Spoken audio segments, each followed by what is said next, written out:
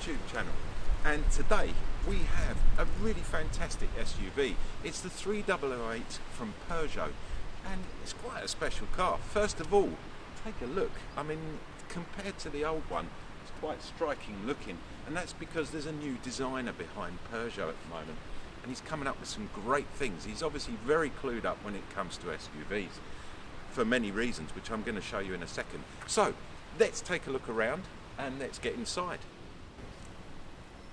Great distinctive looks at the front. I'm really loving this nice big grille here, and the sweeping curves around the side here. I know I always say it, but it does look nice. Let's get down the side and take a proper look at the car itself.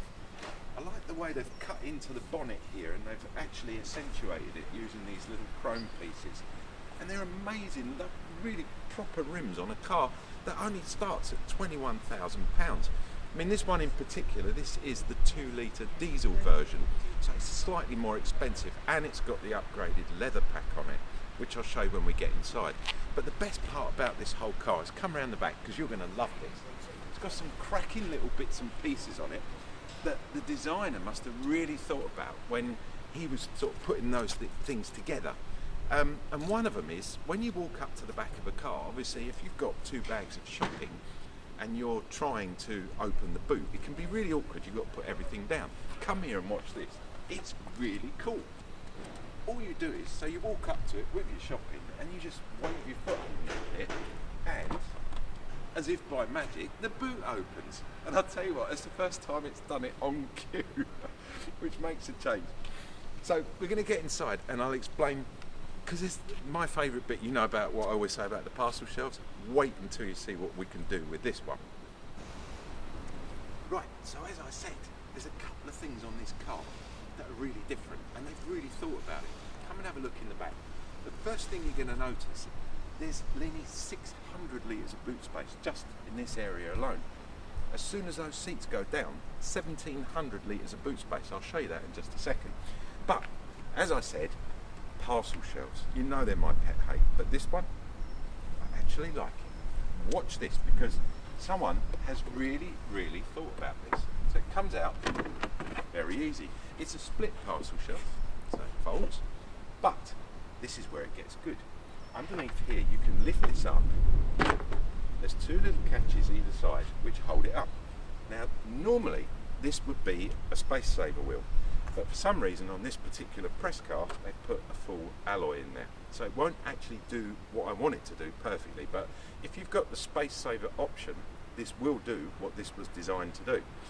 You can put your parcel shelf straight inside here. It sits nice and flat, so it's tucked away, it's not going to get damaged, and then simply click that down.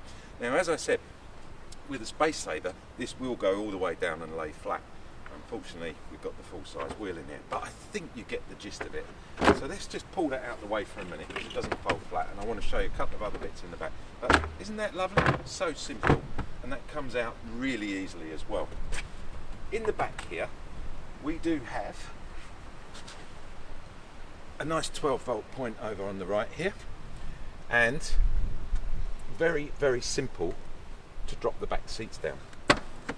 As you see, 1, and I'll slip over here, 2. How nice and neat is that?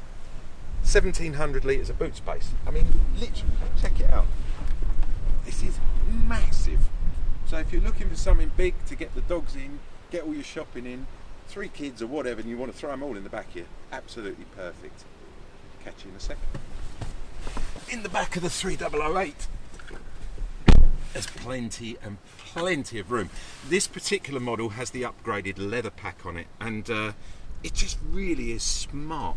Individual heating controls here, and a nice 12-volt port again at the back for those kids that want to charge their iPhones or whatever they want to do. Isofix points very clearly marked, but none in the middle, so you can only get 2 kiddie seats in here. One good thing which I do like, a nice big double cup holder and a great armrest. And inside here there is a gap, so if you're one of these French ski buffs, you can put your skis straight through there, which is rather clever. Yeah, it's plenty of room, as you can see here. Great big sunroof in here. It's a panoramic roof, loads of headroom. Yeah, really good, very well built, and you can see why this is an award-winning SUV. Another great feature of the 3008 is the front seat, and you're probably thinking, well, it just looks like any normal front seat, but it isn't, because, well, first of all, it's got the 2 Isofix points in the front, so you can put your baby seat in the front as well. Thumbs up for that one. But check this out, guys. When you actually clip it down here, this seat goes flat. So one, it's great for putting in long loads if you've got the seats down as well. You've got all this extra space. Fantastic. But what I realised was, if you follow me, you're on a long journey, and the last thing you want is not to be able to stretch out. But what I found out was, look, you can actually stretch right out and let the driver do all the work. Sitting up front in the driver's seat, it is as comfortable as it looks. It's got a nice little extendable piece here for going under your knees, which is great. Let's check out what we've got in the centre console here. Well, first of all, you'll notice we've got a lovely big pocket here, and a separate little thing for your knickknacks and your bits and pieces, which you can pop in and out wherever you want, and that folds down really neatly. A double cup holder, which you would expect, and then you've got the auto gearbox on this particular car. Haven't tried the manual yet, so I can't give you any feedback on that, but I do love this auto box. It's a fantastic bit of kit. You've got a manual button here, and then you've got a sports setting here, which you just hold down for a couple of seconds and it puts the car into sports mode. Lovely big visual entertainment screen up here. We've got the map on at the moment, buttons along the front here which you can scroll through. Excuse me. So we've got our radio, and then you can link it up to your iPhone. Before I carry on about that, just to mention, there is under here a 12-volt adapter, a USB charger, and at the same time you've got a wireless charging system for the Android or the iPhone, which just lays straight in there and connects immediately. It's all very, very simple and easy to use. Going back to the buttons, so we do have heated front seats, which are great, and then along the top here we've got the telephone system, which will come up. We've got the navigation system. Now, a little bit of a problem here. This is the only way you can adjust the heating controls. You have to do it on screen. There's no way of just pushing a button down here or turning a dial, so it is totally digital, but it's not the end of the world. Going back over onto the media, you've got the DAB radio, and as I said, once you've got your phone linked up and everything, you can just sort it all out yourself. Over here on the dashboard, there are a couple of nice bits and pieces. You've got a scroll button here, which when you scroll up will give us... Oh, that one's doing that one. Right, I love it when I go wrong, and I know you guys love it when I go wrong as well. Would help if I put it round the right way. There we go. Stay in one position. The wheel itself, very funny shape. It's not sort of roundish. I don't know why. Paddles here as well, and we'll go back to this. So you can see up here, it's come up navigation, driving. So if you go into navigation here, the whole instrument cluster here will come up with your nav. If you click again, you can move up. Dials, so now it'll change to the conventional dials with the speedo in the middle. We've got rev counter, speedo there, rev counter here, water temperature, fuel. It's quite, you get used to it, and you can set your own personal settings in there as well, but I quite like it. The minimum setting's quite nice, because it all disappears. I mean, in the Audis, for example, you pay an awful lot of money extra for something like this, whereas with this car it comes standard. And as I say, they start from around 21,000, which in itself is fantastic.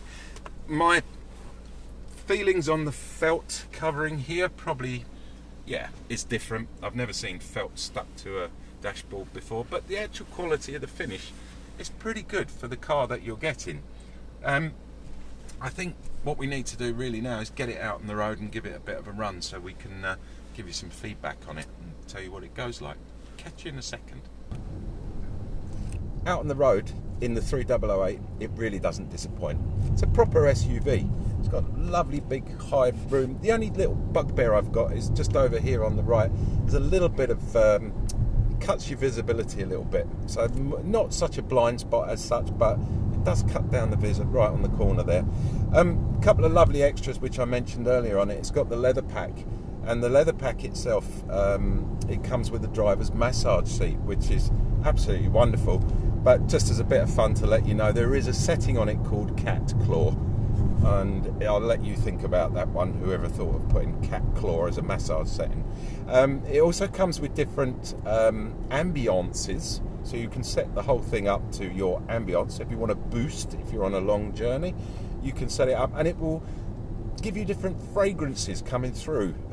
Very weird, but quite exciting. I quite like things like that. It's rather different. So summing up, really, let's just talk about the car itself. It's everything it says on the tin. The car itself is what you would expect, and it is no wonder it's a double award-winning SUV. It's value for money. It's great MPG as well. I'm getting around about 44 to the gallon. Peugeot claim about 58 to 60 to the gallon, but then you always got to allow about 10-15% leeway on that. So it's a great car.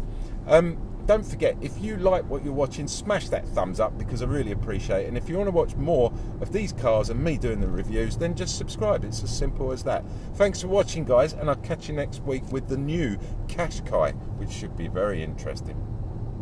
Oh my God!